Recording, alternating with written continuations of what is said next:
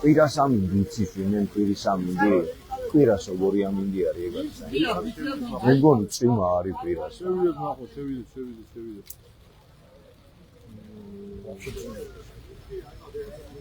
კვირას აწვენა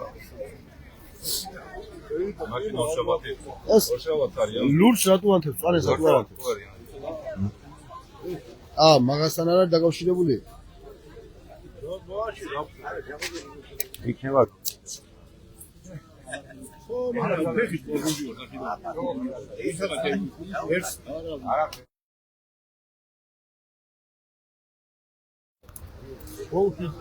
აი მოსიჯეთ მაშინ ლაივის ხმა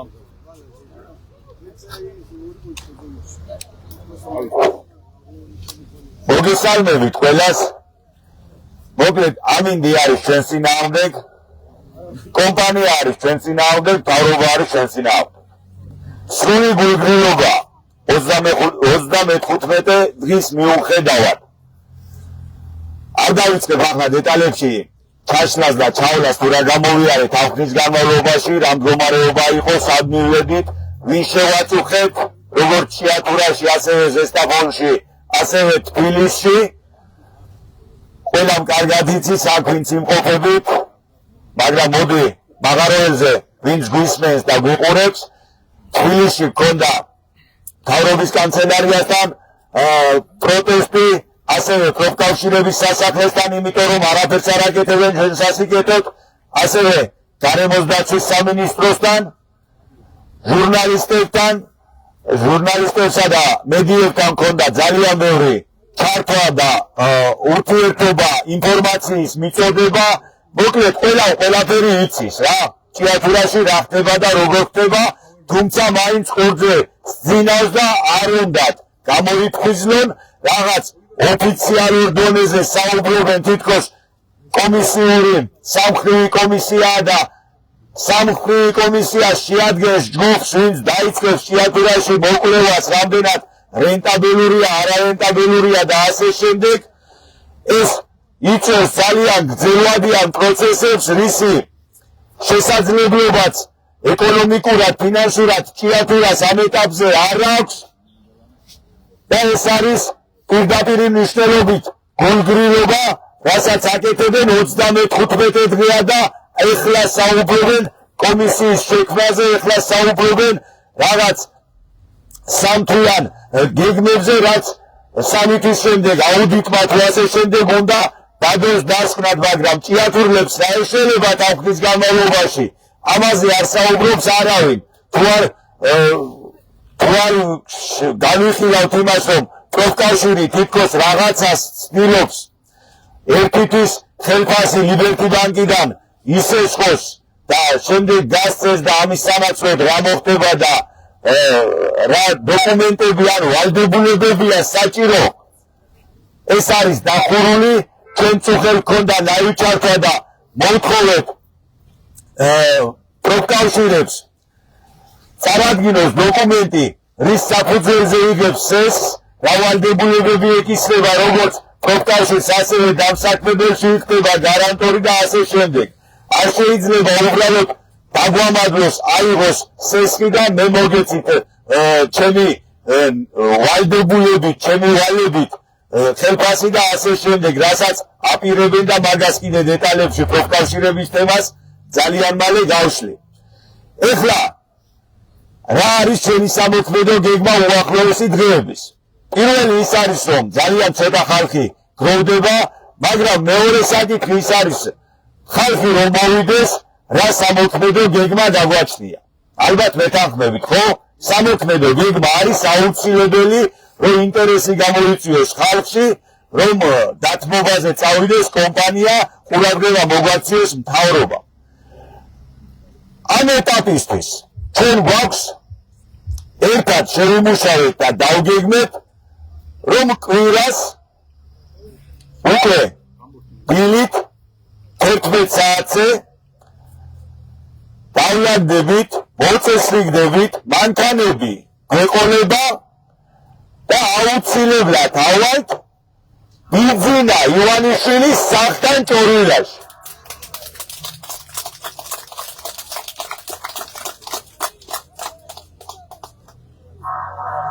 მე დეტალებზე ვისაუბრებ ეხლა და ბოლოს კითხვას დაგისვავთ, მანამდე გაანალიზეთ, რაც მე ეხლა განვაცხადე, იქნებ ცუდია ჩვენში, არ არის იქ მისასვლელი და ასე შემდეგ. მოკლედ, ყველა ვიცით, ამ დროში მართელი რბელი ვის უკავია. ვინ წვეთს საქართველოს ბედს არა მარტო ჭიათურაში, არამედ ნებისმიერ წერტილში. ასევე ყველას გვახსოვთ 2012 წელს მე მაშინ სავალდებულო ჯარისკაცი ვიყავი და ტელევიზორით ნახე აქ რომ სავსე იყო ყველა ადამიანი, მთელი ჭიათურა გამოსული, 100%-ით მხარდაჭერა ჰქონდა უკვე არსებულ ხელისუფლებას, მაშინ საარჩევნო კანდიდატებს და იყო ძალიან ბევრი დაპირება ჭიათურის გადარჩენაზე, ძალიან ბევრი თითის დათმობა და ასე შემდეგ ამ კონკრეტული პიროვნებისგან. და ამ დროს გადის უკვე რამდენი წელი და არანაირი უკეთესობისკენ გადადგმული ნაბიჯი ჭიათურის სასიკეთოდ არც კომპანიის მხრიდან, არც მთავრობის მხრიდან არ გაჟღერებულა. არ გვინახავს, ვერ ვიგრძენით, რაც იმას ნიშნავს, რომ არის მოტყუება. იყო საჭირო განცხადებები იმისთვის, რომ მოსულიყვნენ მთავრობაში, დაგვეჭირა მხარი 100%-ით, მაგრამ გრძნობთ მიტოვებას მთავრობისგან. ამიტომ ყვირას წავალთ ჩვენ, ასევე მოვუწოდებთ და მივმართავთ თხოვნით ყველას საქართველოს მასშტაბით. ყველამ დაგვიჭიროს მხარი, მობრძანდეს საჩხერეში, სოფელ ჭორვილაში, ეს იქნება ჩვენი რიგით მეოთხე გრანდიოზული აქცია და იქ ჩავატარებთ კვირადღეს, იქ ვისაუბრებთ ყველაფერზე, რაც ჭირს ჭიათურას და ვისი ბრალეულობაა ის ყველაფერი, რაც ჭიათურაში ხდება დღეს. ამიტომ მივიღეთ გადაწყვეტილება, რომ ესე მოვიქცეთ, გამოვედით კითხვით თქვენთან, კარგი იქნება, რომ აქ უფრო მეტი ადამიანი იყოს და მიიღოს ამ ღია კენჭისყრაში მონაწილეობა. მეტნაკლებად დეტალურად ავხსენით და 3 დღის განმავლობაში სულ ამაზე იქნება საუბარი როგორც სოცმედიებში, ასევე ტელევიზიებთან, რომ უნდა წავიდეთ ჭორვილაში. ეხლა ვსვავ კითხვას. ხართ თუ არა თანახმა? მელა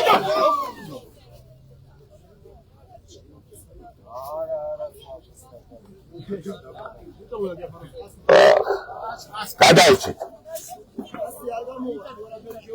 და მთავრობა ყველაფერზე პასუხისმგებელი აქ რაც ხჭირს.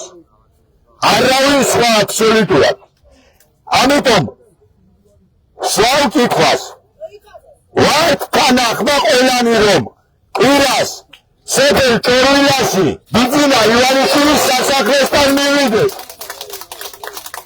და ვისაუბრეთ იმ გაჭირვებებზე და იმ გულგრილებაზე, რაც მთავრობის მხრიდან ვიგრძენით ყველა ჭიათურელმა. თუ ვართ თანახმა, თანხმობის ნიშნად ავწიოთ ხელი. კარგი, გააჩერეთ ხელი, რომ დავაფიქსიროთ. კარგი. ეხლა მეორე მხარეც უნდა დავსვა კითხვის, ვინ არ არის თანახმა, რომ კვირა დღეს ჭორვილაში ავიდეთ და ეს საპროტესტო გრანდიოზული აქცია ჩავატარეთ ბიძინა ივანიშვილის სახლთან. ვინ არ არის თანახმა? კარგი. გადაწყვეტილება მიღებულია. ჩვენ დღეიდან უკვე ვიმუშავებთ ტექნიკურ საკითხზე, ვიმუშავებთ ხალხთან, რომ რაც შეიძლება მეტი ადამიანი მოვიდეს, ვიმუშავებთ მედიასთან, რომ შეგროვდეს ინფორმაცია, მივიდეს ყველა ქართველთან და არა მარტო ჭიათურელთან. ვისაც კი პრობლემები შექმნიათ ამ ხნის განმავლობაში თავრებისგან ყველაფერი წყდება ამ ადამიანის ხელში. ამიტომ ყველას ვეკატიჟებით, ვისაც კი პრობლემები აქვს თავრობასთან, ვისაც კი უკმაყოფილება აქვს თავრობასთან, ყველას ვეკატიჟებით, კვირას დღეს ზუსტად გადავწყვეტ და საათობას მოგაწვით, კვირას ყველას გეკატიჟებით, სოფელ ჭორვილაში ბიძინა ივანიშვილის სასახლესთან.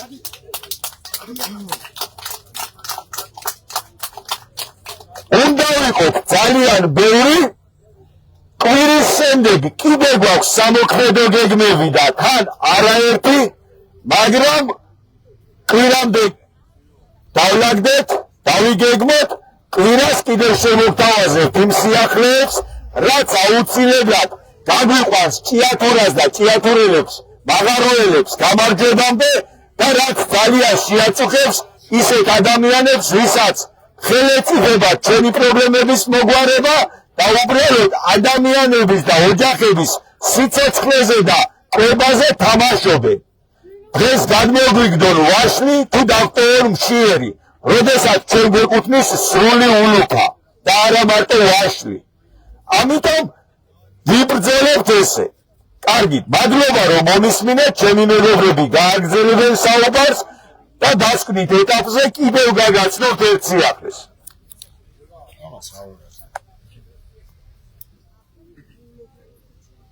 ეს ეს ლურჯათა. ისმო და ხმა вообще.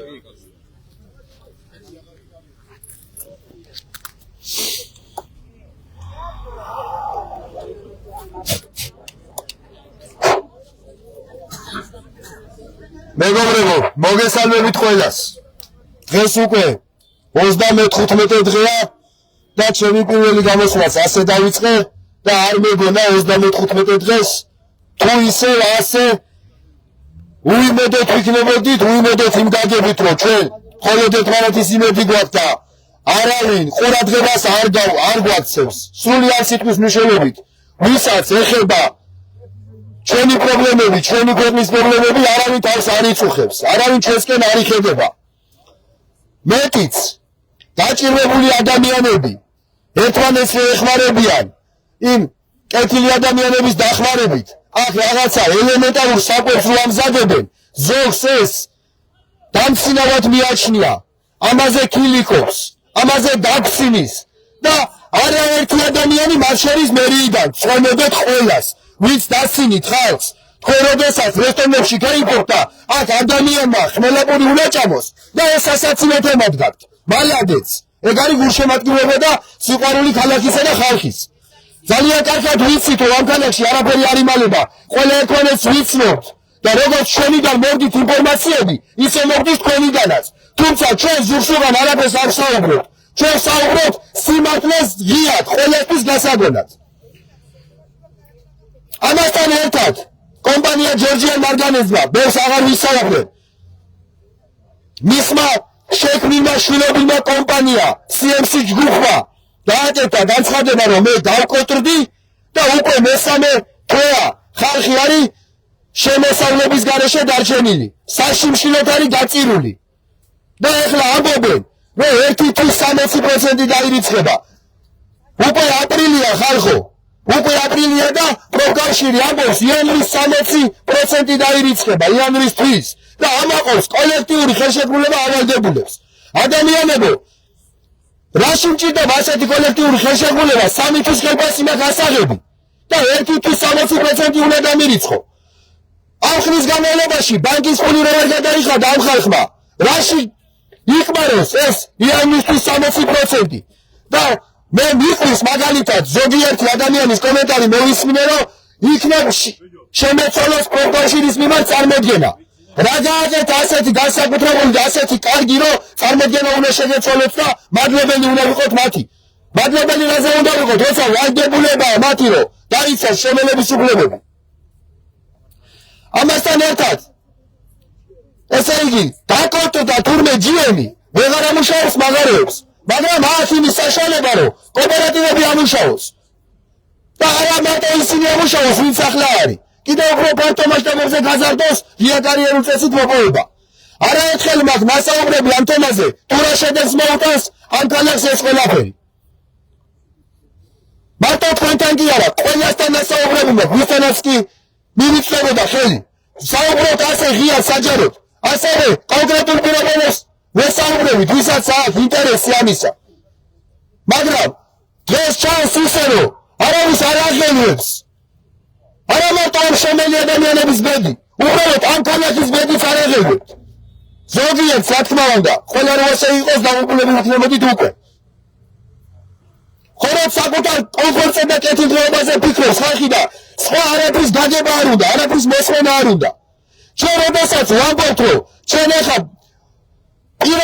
პირადული ოჯახის ინტერესები მეორე ხარისხად გვაქვს გადაწეული გვერდზე და პირველი მნიშვნელოვანი ჩვენთვის ამ ქალაქის შენარჩუნება, ამ ქალაქის მომავალია, ამ ქალაქის გადარჩენაა. ამაზე ხალხს ეცინება. არ წარმოუდგენიათ, როგორ შეიძლება, რომ მხოლოდ შენი ინტერესი არ გამოძლევდეს და ფიქრობდეს საერთო საკითხზე, საერთო პრობლემაზე. მე მესმის მათ რატო არ წარმოუდგენიათ, მათ არ შეუძლიათ მსგავსი ნაბიჯები გადადგან. 35 დღე ადამიანებო და რა ვიცი, ძალიან დიდი პატივისცემით, ძალიან დიდი მოწიწებით, თხოვნით, მაქსიმალური წესიერებით, არა მარტო აქ, ასევე თბილისში შემოვიარეთ ნახევარი თბილისი. ვეცადეთ, რომ ყველასთან მიგვეტანა ჩვენი მართალი სათქმელი. მაგრამ არა, განწერებული ადამიანი, მშიერი, შვილების, მეუღლეების, თვალზე რომ ფორმებს ხედავ და უყურადღებოდ რო ხარ მიტოვებული, მე რა ხმას ვაუწევ. ამაზე გაიბუტებიან, ეს არ შეიძლება. და ის შეიძლება, რომ მთელი ქალაქი საშიმშილოდ გაწირო. და საერთოდ ყურადღება არ მიაქცია, ამ ხელას შეურაცხყოფა მიაყენო ამ ხალხს, ამ ადამიანებს, მთელ ქალაქს. ეს თუნდა შესაძლებელია. მაქსიმალურად ვეცადე, რომ ეს ჩვენი სათქმელი ყველასთვის გასაგები ყოფილიყო. და მე ვფიქრობ, რომ ძალიან კარგად ახსენით ჩვენ ყველაფერი და ყველაფერი სწორად თქვით, რაც იყო ჩვენი სათქმელი. მაგრამ კი ვერ გაიგეს, უბრალოდ არ უნდათ რომ გაიგო. ჩვენ როდესაც პროტესტის მეოთხე დღეს უკვე მოთხოვნები გავაჟღერეთ, ჯერ მანამდე საუბრობდით, რომ აქ არ გამოდიათ მხოლოდ და მხოლოდ იმ ერთჯერადი ხელფასისთვის, ან იმისთვის, რომ ისე მაღაროში მაპატიეთ და შევყარო და ერთაში ისევე გარეთ გამოვყარო და ისევე საშიმშილოდ დამწირო. ჩვენ დავაყენეთ ბევრად უფრო მნიშვნელოვანი მოთხოვნები. ეს არის მათთვის პრობლემა, თორე მარტო მაღარო რო დაგვეძახა, შეიძლება მოგვარებული იყოს ამდენხანს. მაგრამ ისე პრობლემები გვექნებოდა ძალიან მოკლე პერიოდში.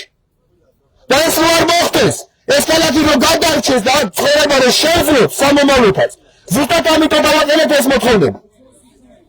ვისაუბრეთ ძალიან ბევრი, მაგრამ ჩვენმა პატივსემულმა ხელისუფლებმა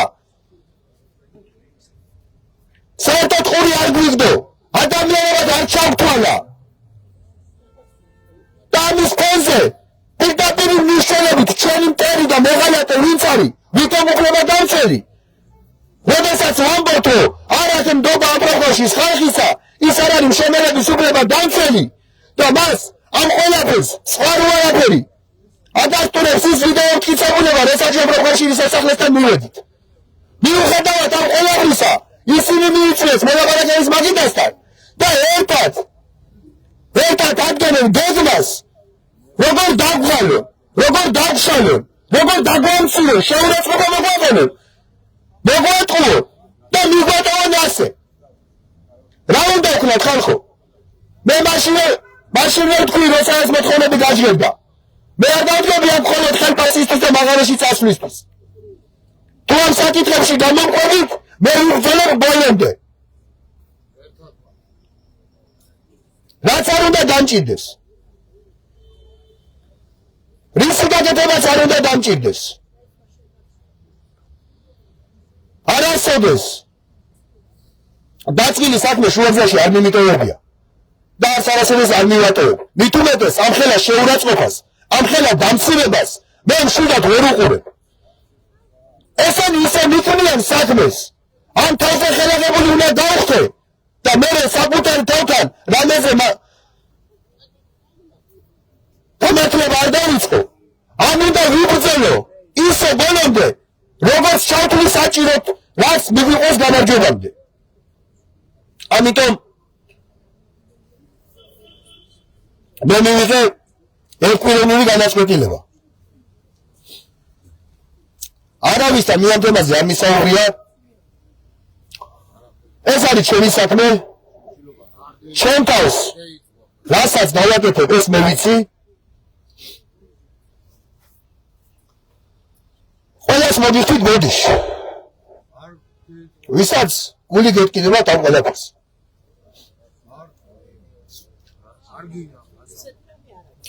პირველ რიგში ჩემ ფესვის მოვიხდი ბოდიშს. იმიტომ რომ ღეიდან ვიწყებ შიმშილებას. მხოლოდ ერთი მოთხოვნით. შეწყდეს ყველანაირი.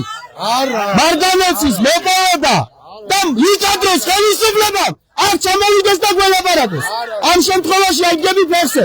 მანამდე მე შიმშილე.